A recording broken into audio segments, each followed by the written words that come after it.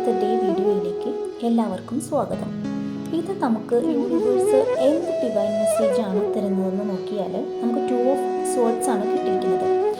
ഈ പിക്ചർ നോക്കിയാൽ ഒരു വുമൺ കണ്ണൊക്കെ കെട്ടിയിട്ട് 2 വാൾ പിടിച്ചിട്ട് നിൽക്കുന്നതാണ് നമുക്ക് കാണാൻ പറ്റുന്നത്.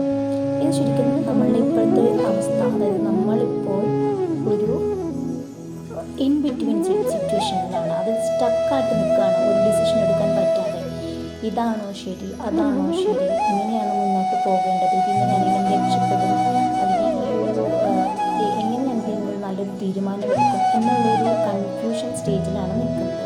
അതിപ്പോൾ കരിയറിലാണെങ്കിലും റിലേഷൻഷിപ്പിലാണെങ്കിലും ഇതിൽ മുന്നോട്ട് പോകണോ വേണ്ടയോ, കാരണം നമ്മുടെ പാസ്റ്റിൽ ഉണ്ടായിരുന്ന നമ്മുടെ ഒരു എക്സ്പീരിയൻസ് വെച്ചിട്ടാണ് നമ്മൾ ഇപ്പോൾ ഒരു സ്റ്റക്കായിട്ട് നിൽക്കുന്നത്.